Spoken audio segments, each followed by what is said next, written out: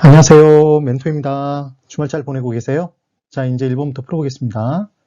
수요와 공급에 관한 설명으로 틀린 것을 골라보라고 되어 있죠. 1번, 주택 임대료가 상승하면 어떤 재화의 임대료가 상승이 되면 가격이 상승하면 다른 재화의 가격들은 그대로 있어도 다른 재화의 가격이 상대적으로 하락하는 효과가 발생하겠네요.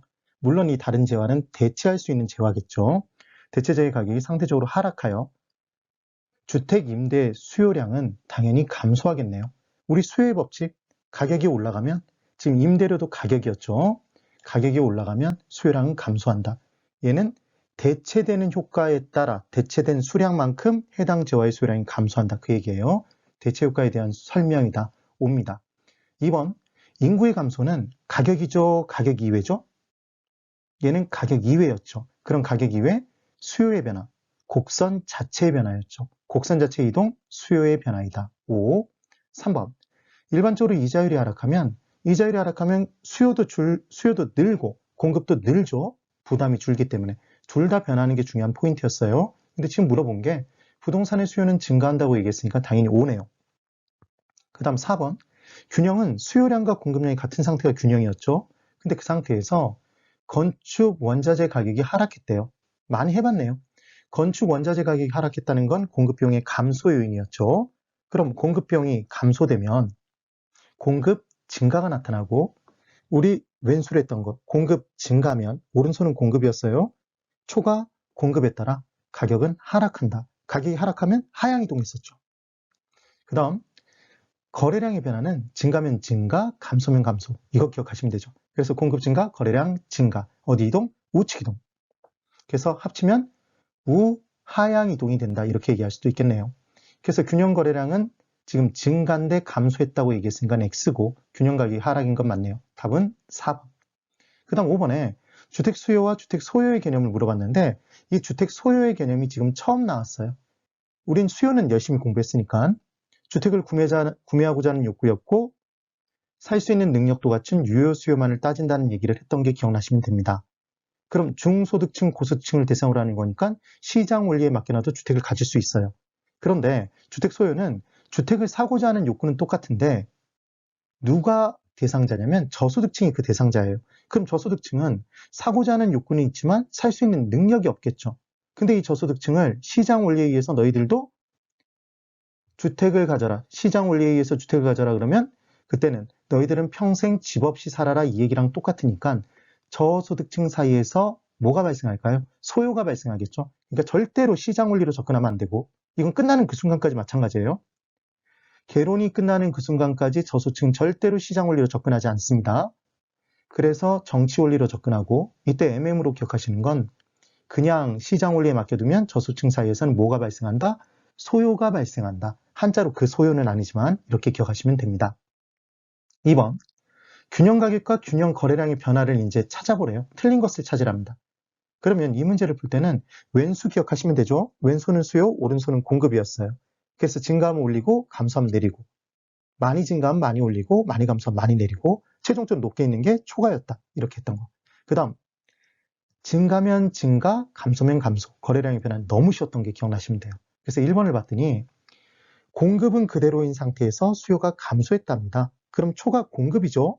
그럼 초과 공급이면 가격은 하락인데 지금 상승했다고 얘기했으니까 이미 틀렸네요. 그리고 감소, 균형 거래량은 감소한다. 그래서 1번이 틀린 답이고 2번 수요가 불변인 상태에서 공급이 증가했답니다. 초과 공급이죠. 가격은 하락, 증가, 거래량 증가. 5. 3번 수요의 증가와 공급의 증가가 동시에 나타났는데 수요 증가가 공급 증가보다 더 크대요. 그럼 초과 공급이죠. 초과 수요죠. 초과 수요. 그러니까 가격은 상승하죠. 그 다음 증가니까 거래량은 증가한다. 그 다음 5번, 이제 4번. 공급의 감소가 수요 감소보다 크답니다. 그럼 초과 수요죠, 지금. 초과 수요끼리 경쟁하니까 가격은 상승, 감소, 거래량은 감소한다. 5. 그 다음 5번. 수요 감소가 공급 감소보다 크대요. 그럼 수요 감소가 공급 감소보다 더 크면 초과 공급이죠, 여러분. 그러니까 가격은 하락하고 감소니까 거래량은 감소한다. 꼭 기억하세요. 왼수 기억하시는 거예요. 3번.